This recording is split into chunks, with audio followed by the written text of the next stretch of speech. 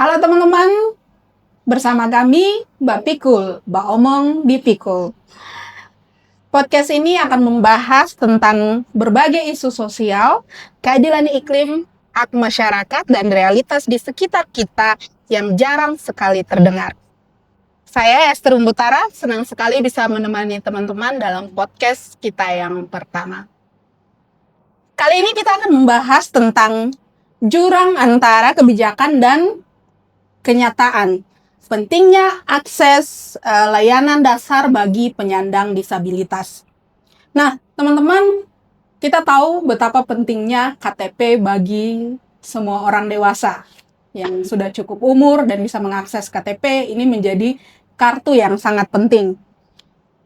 Karena KTP ini adalah hak dasar setiap warga negara. Namun kenyataannya tidak semua orang bisa mengakses layanan dasar ini. Masih banyak penyandang disabilitas yang belum memiliki bahkan bukan hanya KTP, tetapi juga kartu keluarga maupun akta kelahiran, terutama masyarakat yang ada di desa. Padahal kalau kita lihat KTP, kartu keluarga, ataupun akta kelahiran ini bukan hanya soal administrasi, tetapi ini adalah pintu masuk untuk masyarakat bisa mengakses, apalagi penyandang disabilitas, bisa mengakses hak-haknya sebagai warga negara, seperti akses kesehatan, akses pendidikan, bantuan sosial, bahkan pengakuan sebagai warga negara.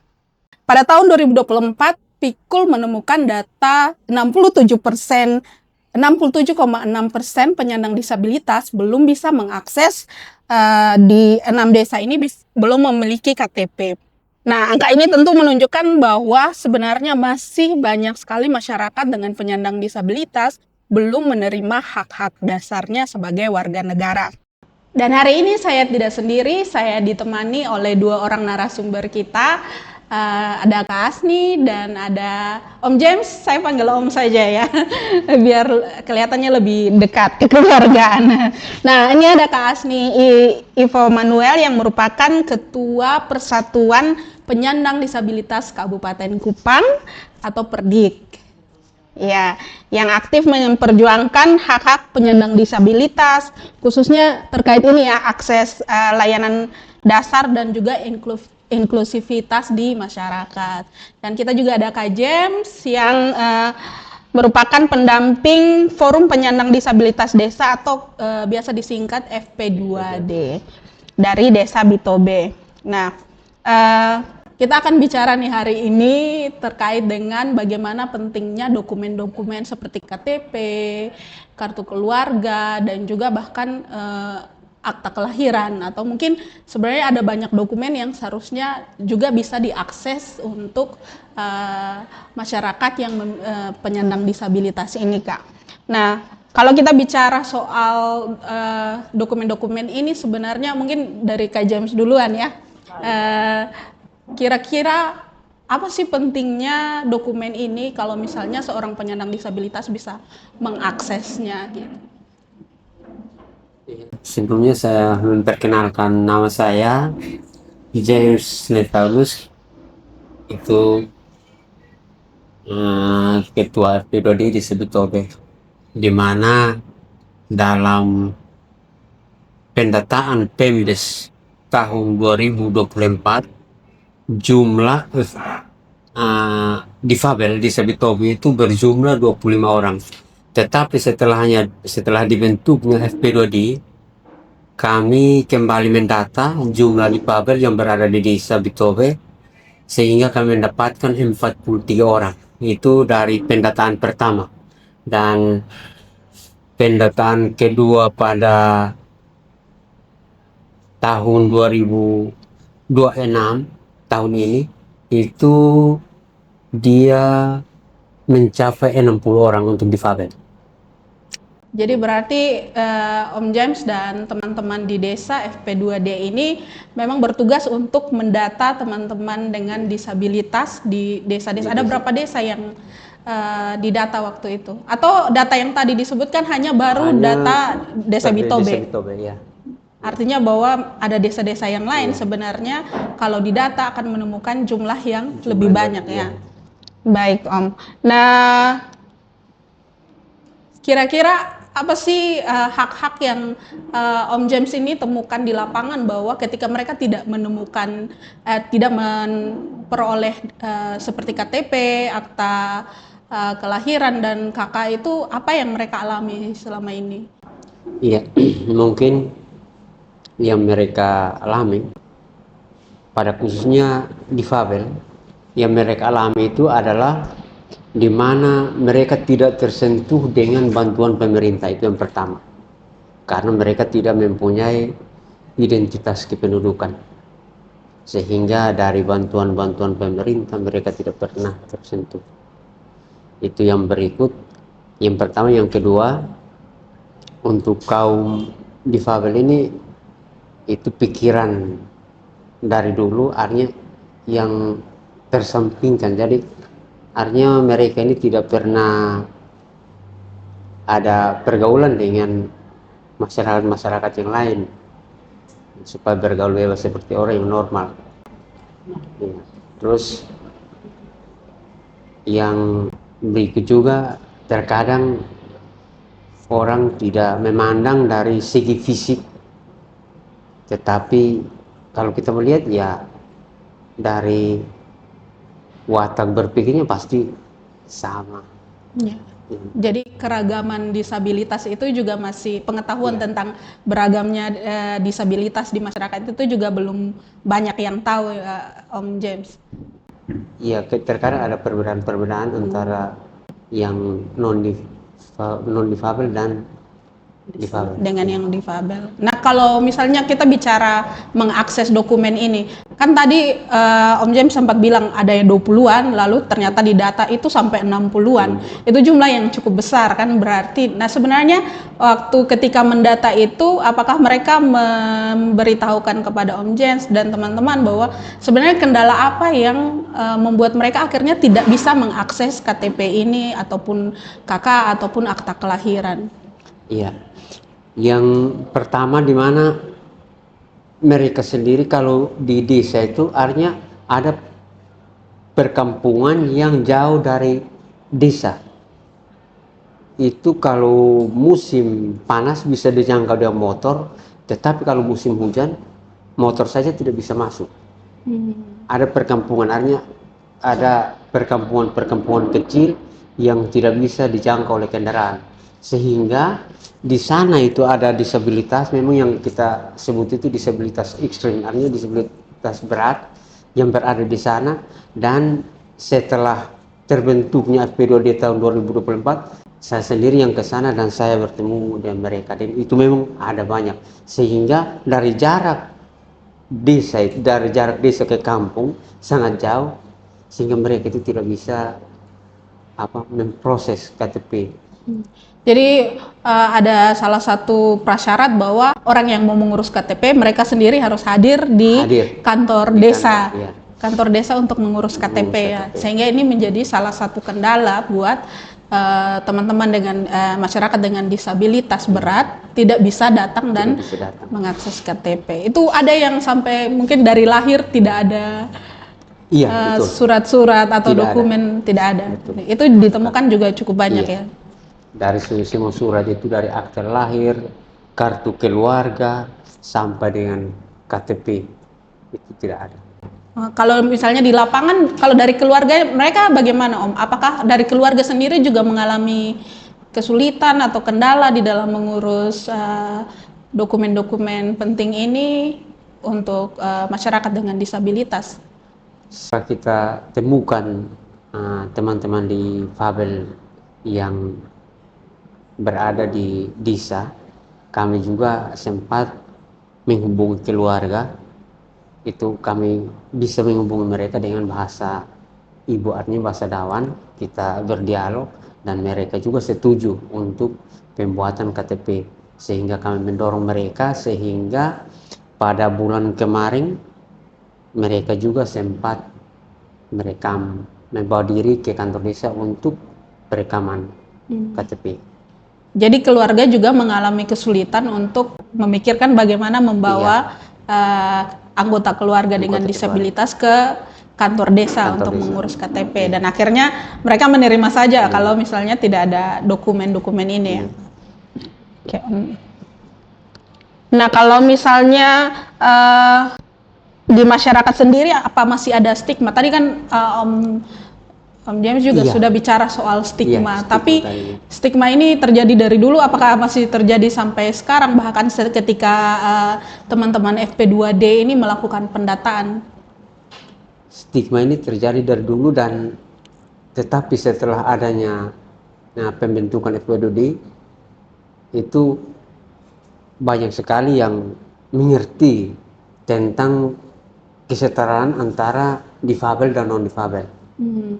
Sehingga contoh ini contoh kecil, contoh saya yang jalannya miring. Jadi dari dulu orang bisa katakan bahwa dia itu kaki begini. Tetapi setelah ada pembentukan FPRD lewat program-program dari Pikul, itu akhirnya stigma itu dengan sendirinya dihilangkan. Oh ya, berarti perlahan-lahan walaupun belum semua orang stigma itu hilang di semua orang ya.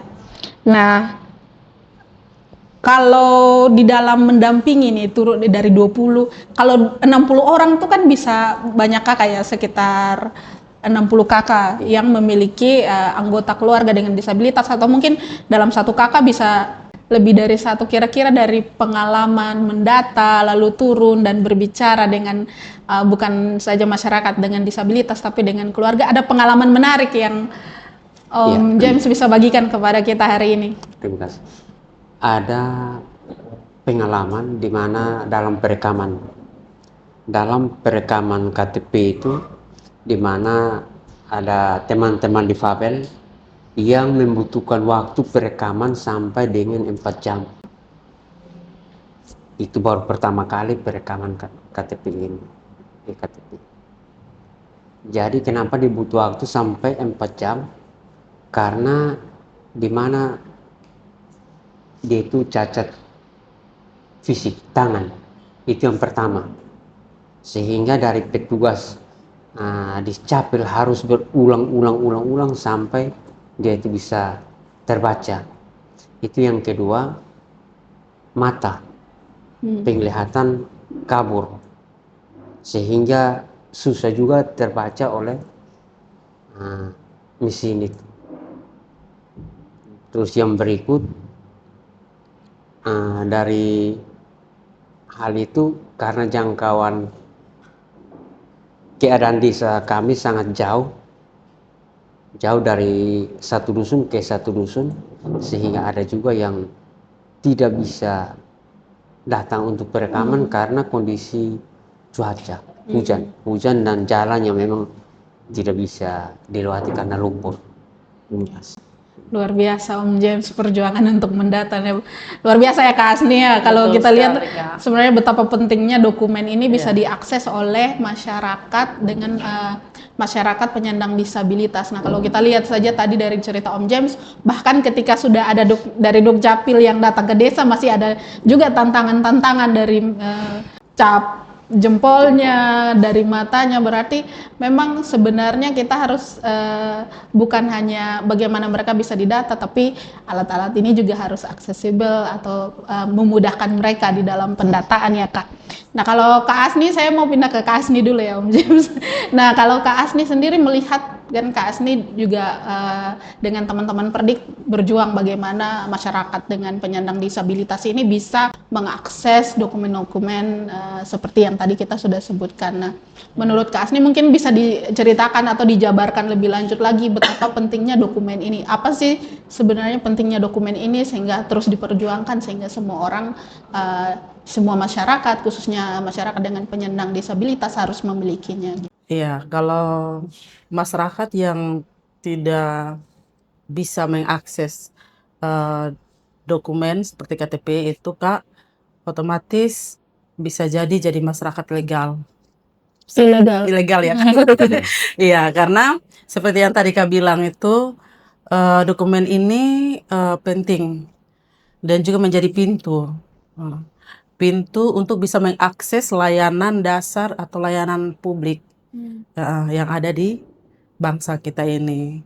Contohnya kalau tidak dapat mengakses dokumen-dokumen ini seperti KTP, otomatis tidak bisa terakses untuk belajar di sekolah. Pendidikan bagaimana? Akses kesehatan bagaimana? Itu akses dasar yang ada kita lihat di desa. Itu saja. Jangan bicara dulu akses bantuan. Kita bicara dua hal itu saja. Jadi memang untuk dokumen dasar ini secara hukum sangat harus kan. Benar, karena kan untuk mendapatkan akses bagi semua orang, bukan hanya orang itu saja yang harus berjuang ya, tapi Iya, semua pihak yang betul. ada di dalamnya harus bersama-sama memperjuangkan teman-teman dengan penyandang disabilitas itu untuk mendapat akses. Nah, tapi selama berjalan ini kira-kira apa tantangan yang mungkin sudah adakah tantangan yang dialami dari teman-teman Perdi? Tantangannya pertama tentang aksesibel. Ini bukan hal yang Perdik temukan sendiri. Tadi saya bilang saya mengapresiasi orang tua saya yang ada di Pemda. Pendekatan-pendekatan saya melihat bahwa walaupun belum belum apa namanya belum belum optimal, tapi saya melihat pergerakan ada di situ. Jadi untuk berbicara tantangan pertama itu tuh tentang aksesibilitas. Bagaimana aksesibel infrastruktur. Dan saya melihat ada siasati. Ya, kita tahu kan bangunan-bangunan ini sudah dari dulu-dulunya, otomatis ketika mau di ini lagi pasti anggaran dengan tantangan anggaran yang masuk juga dalam tantangan ini merupakan satu tantangan terbesar. Yang kedua tentang aksesibilitas informasi, Kak. Jadi itu tiga. Aksesibilitas tentang infrastruktur, informasi, dan juga tentang anggaran seperti itu. Jadi memang masih Pemahaman banyak. juga, Kak, masuk pemahaman juga. Artinya di depannya ini Perdik punya banyak Iya, betul. tantangan yang harus dilewati Iya, untuk iya. akhirnya menciptakan suatu kondisi di mana semua masyarakat dengan penyandang disabilitas bisa mendapat hak-haknya yang dimulai dari dokumen seperti KTP, akta kelahiran, dan KK ini ya. Iya, betul. Baik, terima kasih Kak Asni untuk jawabannya tadi. Nah, kan tadi Kak Asni juga sempat bicara bahwa Perdik sendiri ingin melakukan edukasi kepada masyarakat sehingga semua punya pemahaman yang sama Iya. bagaimana sebenarnya harus melihat teman-teman dengan disabilitas ini. Nah, sebenarnya menurut Kak Asni apa sih yang edukasi seperti apa atau edukasi penting apa yang harus ada atau diketahui oleh masyarakat? Iya. Kalau menurut saya mungkin Perdik akan hadir pada tingkat keluarga. Mungkin hal ini tidak general di input, tapi pendekatan ke keluarga itu penting, Kak. Bagaimana keluarga itu harus dibekali dengan pengenalan akan diri. Dari situ muncul percaya diri, dan pemahaman tentang inklusi disabilitas. Itu juga penting bagi keluarga. Kita pada tingkatan keluarga. Baru kita beranjak pada tingkatan desa. Saya mengapresiasi kolaborasi pemerintah desa dan masyarakat sipil. Di dalamnya ada beberapa LSM dan sesama optis. Sudah ada forum inklusi disabilitas. Sudah ada forum inklusi juga. Ini satu hal hasil dari edukasi, Kak. Hasil dari edukasi, tinggal bagaimana kita memantapkan itu. Bagaimana perjuangan itu baik dari kita semua, termasuk dari Pemda, itu tidak stuck di situ. Kan kita punya daerah, kita yang tahu, kita berinteraksi terus di situ, otomatis hal-hal apa saja yang menjadi poin penting pembaruan untuk keadilan masyarakat itu pasti kita tahu. Seperti itu.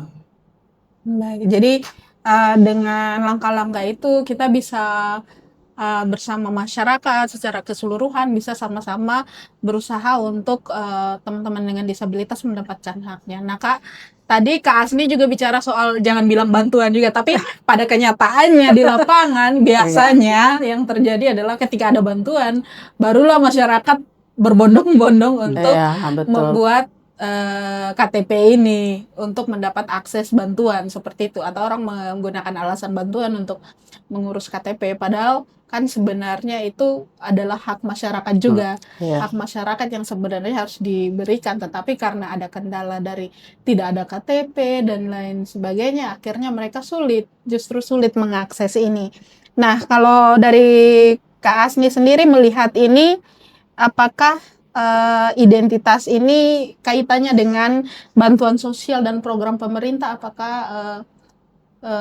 bagaimana terjadi di lapangan? Kalau misalnya kejadian bahwa sudah teman-teman dengan disabilitas, walaupun secara fisik misalnya bisa dilihat, maksudnya walaupun mereka bisa lihat, tapi mereka terkendala oleh kartu kecil ini, Iya, KTP, betul. dan akhirnya mereka tidak bisa terima bantuan yang seharusnya itu sebenarnya hak mereka gitu. Itu Iya. bagaimana? Ya memang ya saya tidak mau kelihatannya bantuan ini baru terakses masyarakat yang selama ini tertinggal seperti itu. Saya berharap bahwa terus saya punya kerinduan desa itu berperan penting. Desa itu berperan penting dan ketika akses dari program baik pemerintah ini ketika semua terakses bisa dipastikan bahwa dengan ada data dokumen ini pastinya bantuannya tepat sasaran. Iya. Dan tidak ada penyelewengan. Iya. Kan kita punya data KTP identitas secara hukum.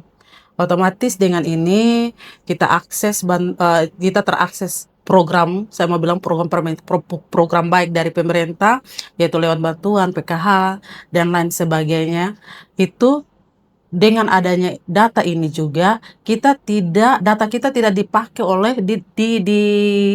oleh pihak-pihak yang tidak bertanggung jawab seperti itu. Jadi kalau dikaitkan dengan program baik dari pemerintah lewat bantuan-bantuan ini, pastinya lewat adanya ini bisa bantuan ini bisa tepat sasaran, seperti itu, Kak. Jadi sebenarnya karena bantuan ini adalah sebenarnya hak masyarakat. Betul. Jadi dari pemerintah juga harus berperan aktif untuk Iya. mendata dan memastikan bahwa bantuan itu tepat sasaran. Iya. Salah satunya dengan memastikan bahwa teman-teman dengan penyandang disabilitas ini bisa mengakses Iya. bantuan Nah, tersebut. sedikit Kak, saya kami temukan bahwa kenapa sampai sekarang ini data terpilah itu sangat-sangat menjadi poin utama tantangan. Kemarin ketika kami bertemu dengan Bapak Kabid dari Dinas Kependudukan, di situ beliau mengatakan bahwa dalam penulisan pengisian form KTP itu ada satu poin di situ sudah dijelaskan kita harus isi tentang keterangan disabilitas. Nah, terkadang itu tidak diisi dengan baik. Nah, ini menjadi saya berpikir bahwa ini menjadi tanggung jawab bersama, baik dari pemerintah daerah sendiri, baik dari keluarga juga, dari desa juga. Nah, ini hal-hal kecil bagi saya. Kenapa kendala-kendala tidak bisa terpecahkan? Karena memang hal-hal yang menjadi bahan evaluasi itu tidak diselesaikan dengan baik, seperti itu.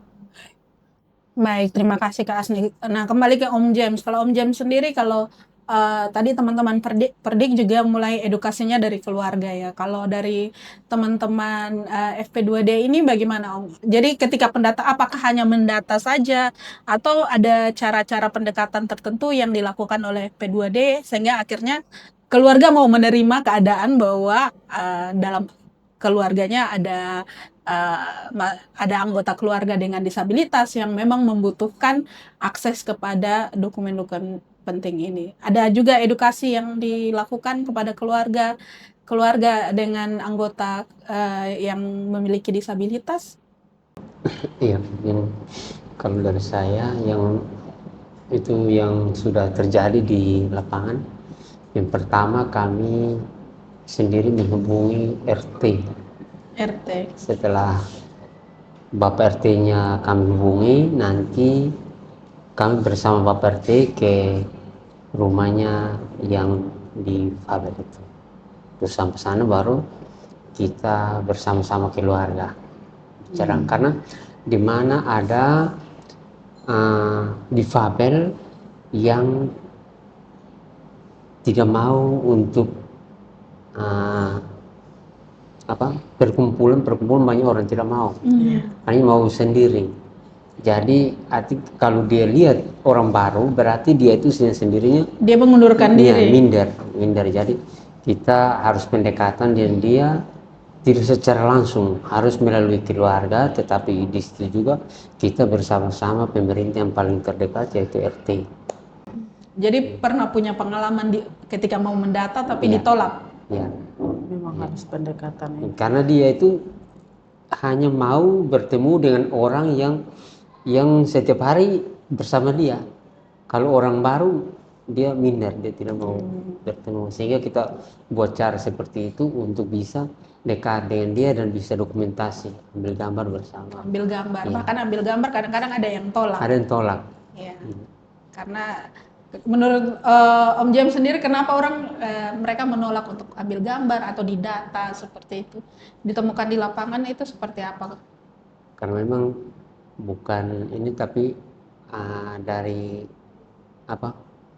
watak berpikirnya kurang dari kecil. Hanya dia itu kayak apakah asli dia itu Mental. ya mental. Jadi ada beragam disabilitas sebenarnya. Iya, Ada berapa beragam. banyak kira-kira di desa yang ditemukan? Yang seperti Jenisnya. itu ada satu Fisik, Ada fisik. terus mental. intelektual, Iya, mental. mental.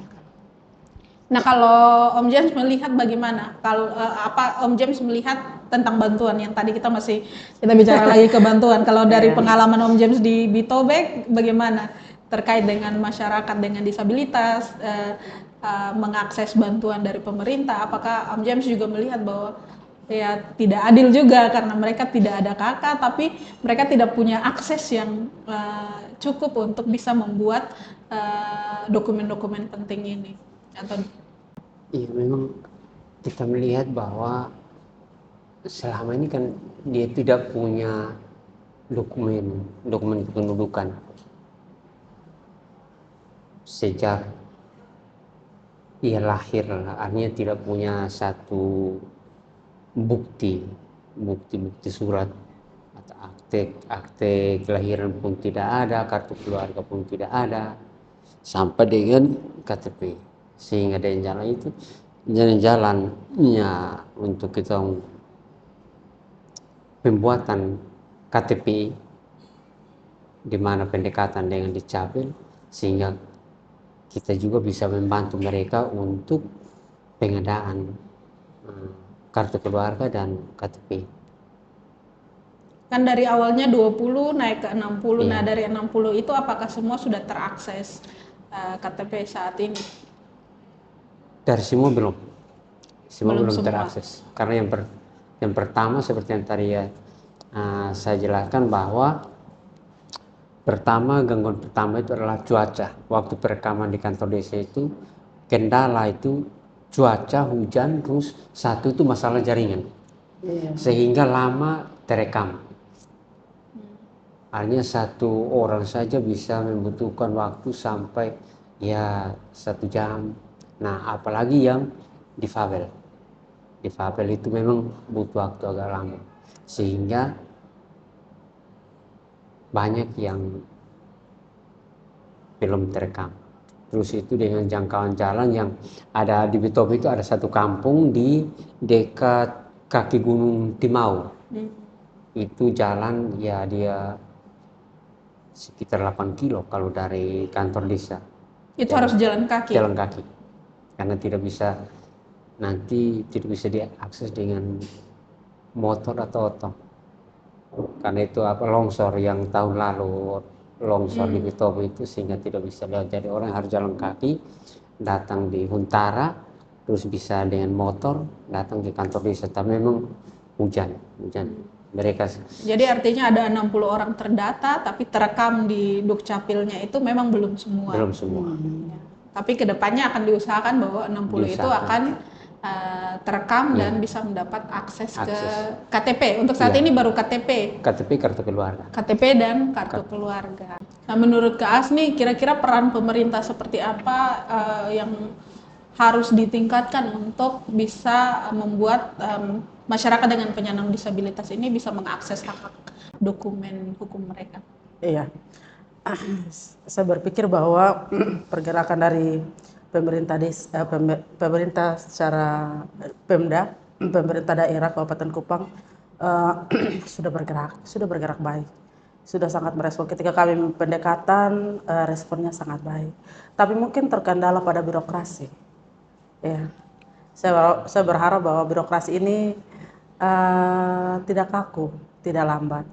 Dan juga saya sangat berharap bahwa untuk anggaran ini Kak, cobalah pemerintah daerah Kabupaten Kupang berpikir bagaimana keadilan bagi masyarakat. Memang pergerakan ini saya sangat mengapresiasi. Tapi saya juga mau bilang bahwa bagaimana kalau ada pergerakan sekarang kita semangat nih. Tapi bagaimana ketika semangat ini digerakkan oleh pribadi-pribadi yang terpanggil, oleh komunitas-komunitas yang terpanggil, dan bagaimana keberlanjutannya lagi. Mungkin ini hal-hal yang sangat dipikirkan, dan saya berharap bahwa pemerintah sebagai fasilitator, sebagai regulator yang punya kebijakan itu, mari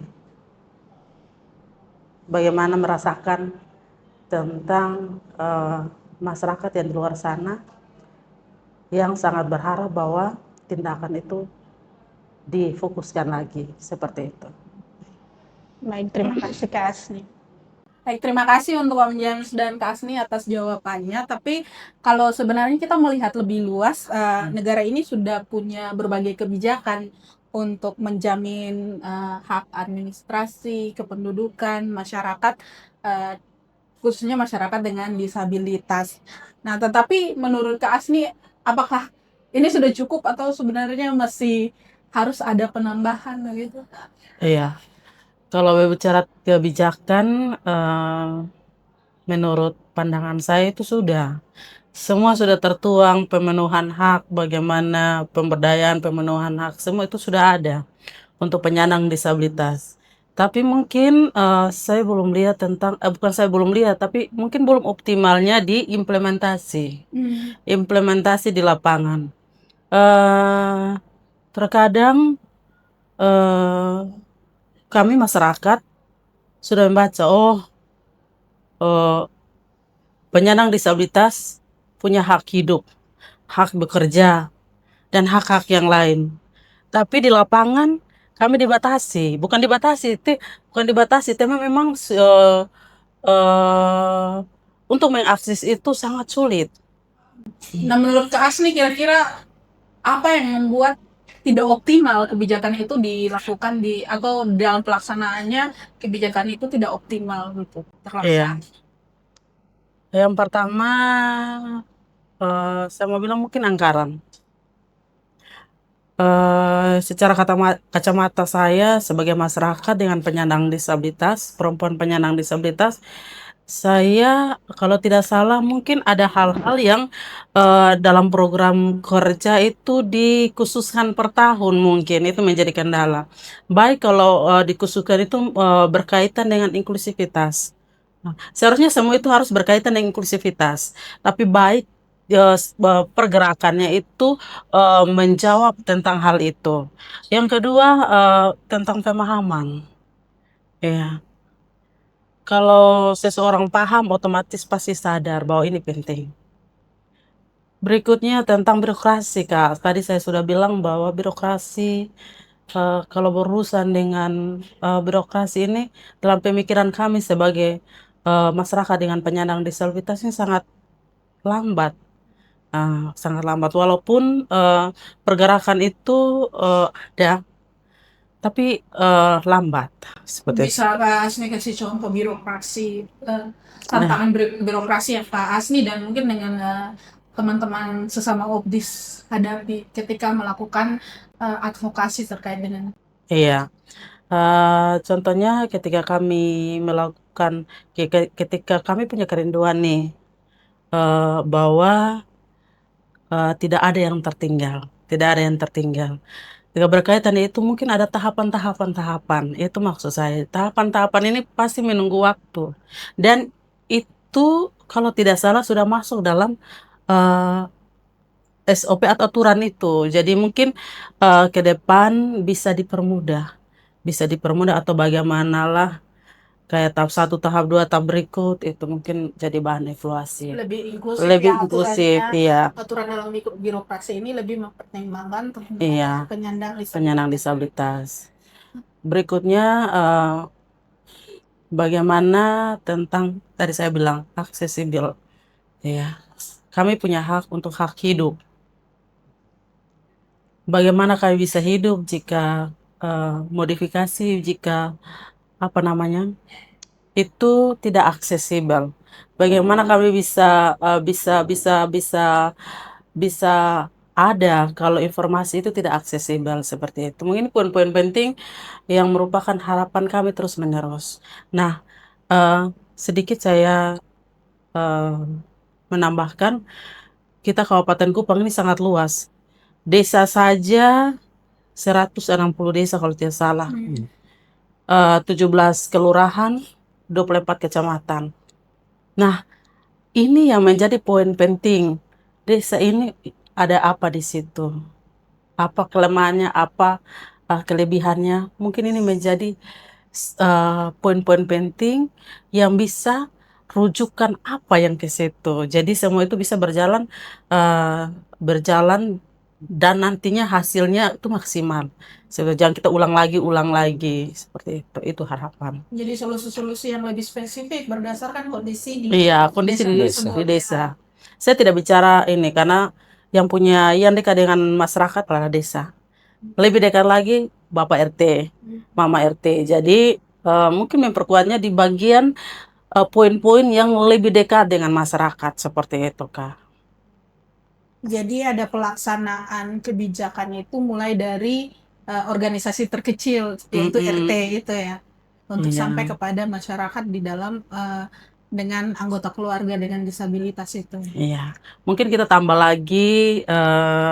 Pertama saya sering berpikir dan ini juga temuan saya secara pribadi, bukan karena ini poin penting ketika perubahan itu belum terjadi, mungkin pemahaman, Kak. Jadi kita masuk dari pemahaman, tadi saya sudah sebutkan tadi pemahaman. Kalau menjurus ke situ kita edukasi sosial tentang pemahaman inklusi disabilitas. Baru berlanjut yang lain-lain seperti itu, Kak. Terima kasih Kak Asni. Nah Om James, kalau berdasarkan pengalaman Om James dalam pencatatan, pendataan, perekaman, bahkan sudah ada dari Dukcapil yang turun, lalu tantangan secara infrastruktur itu juga menjadi tantangan yang sangat besar. Tapi menurut Om James, kira-kira apa yang seharusnya diperbaiki di dalam pelayanan administrasi saat ini, khususnya kepada masyarakat dengan disabilitas? Iya, ya.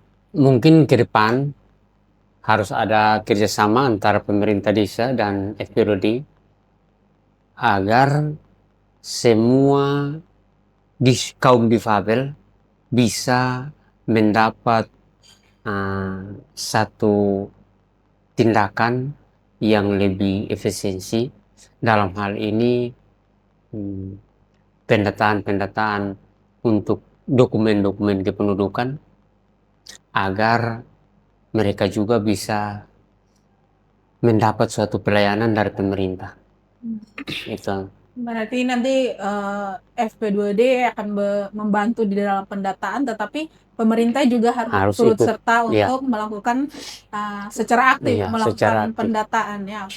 Ya, nah kalau kita lihat di sini Kak Asni ada kolaborasi ya ternyata. Iya, Kalau menurut Kak Asni kolaborasi antara pemerintah, antara lembaga misalnya iya, atau dengan masyarakat itu bagaimana harus dilakukan supaya perannya masing-masing begitu, apakah perannya akan berbeda atau perannya sama iya, untuk menolong masyarakat dengan disabilitas ini mendapatkan hak-hak dasar mereka.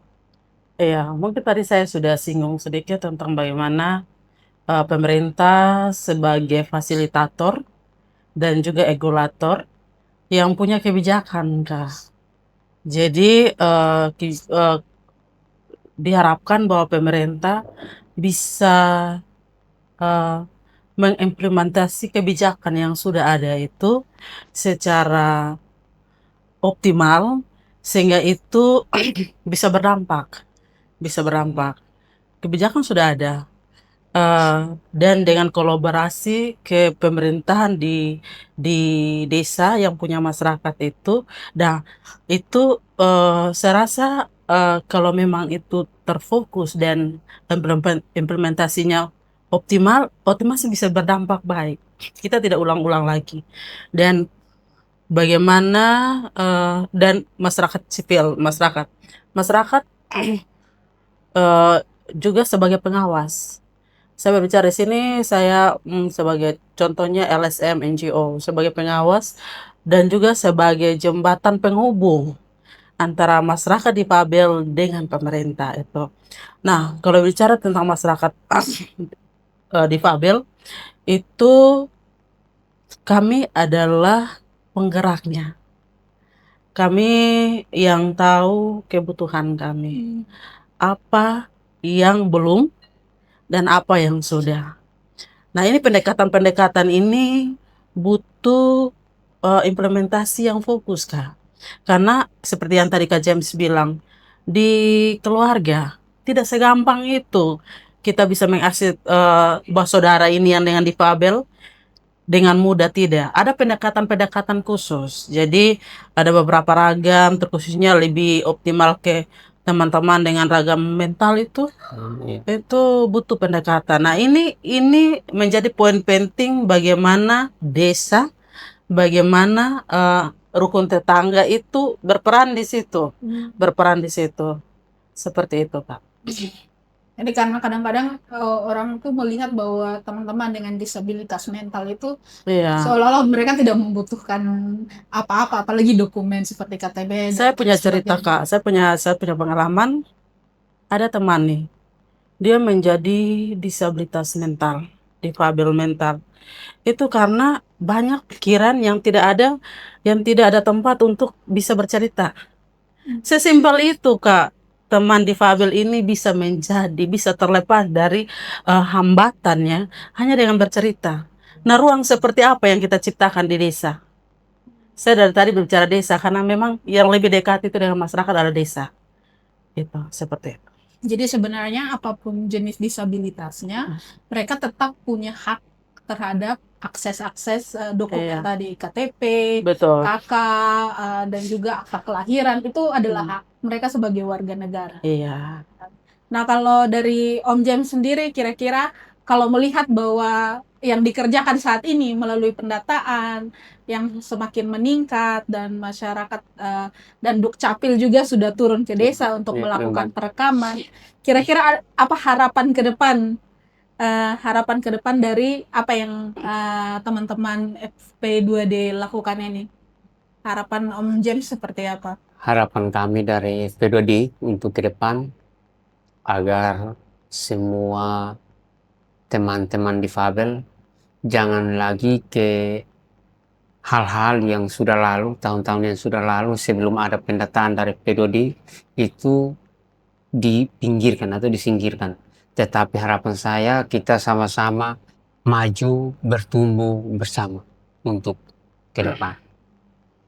Kalau dari Kak Asni, kira-kira kalau misalnya orang harapannya Kak Asni sendiri di dalam mengerjakan advokasi terkait dengan hak-hak masyarakat dengan disabilitas ini untuk mendapatkan hak dokumen-dokumen penting untuk mereka juga bisa mengakses hak-hak dasarnya. Itu seperti apa harapan ke depan? Iya, saya punya kerinduan bahwa mari kita bergerak bersama untuk menciptakan ruang yang inklusif. Di luar sana eh, ada bersaudara kita yang bisa menjadi disabilitas karena bisa jadi karena hambatan mengakses Adminduk. Boleh. Iya, dia cita-citanya jadi ini. Bisa dengan cepat, tapi yang lambatnya di proses perekaman proses dan selanjutnya. Jadi untuk maksud saya dokumen-dokumen penting ini kalau bisa dipermudah. Kalau bisa saya mengapresiasi tadi, saya kembali sedikit tentang jemput bola, dioptimalkan. Karena itu sudah bagus. Hanya optimal kolaborasi dengan masyarakat dan juga poin penting di pemerintah desa dengan data terpilah, optimalkan itu. Terima kasih. Baik, terima kasih Kak Asni, terima kasih Om James sudah berdiskusi bersama kita hari ini dan berbagi pengalaman di lapangan. Inklusi sosial dimulai dari pengakuan negara terhadap identitas setiap orang. Karena itu penting juga bagi kita sebagai sesama warga negara untuk saling memperhatikan dan saling mendukung, khususnya kepada teman-teman dengan disabilitas supaya mereka pun mendapat hak-hak dasar mereka melalui dokumen-dokumen hukum ini. Terima kasih banyak Kak Asni dan Om James yang hari ini sudah membagikan pengalaman luar biasa dari Kabupaten Kupang dan dari Desa Bitobe. Dan buat teman-teman yang sudah menonton podcast Bapikul pertama ini, jangan lupa follow akun Instagram Yayasan Pikul. Dan karena pada akhirnya tidak boleh ada warga yang tertinggal yang karena namanya tidak tercatat dalam sistem. Saya Esther Umbutara, mohon pamit diri, sampai jumpa di podcast berikutnya.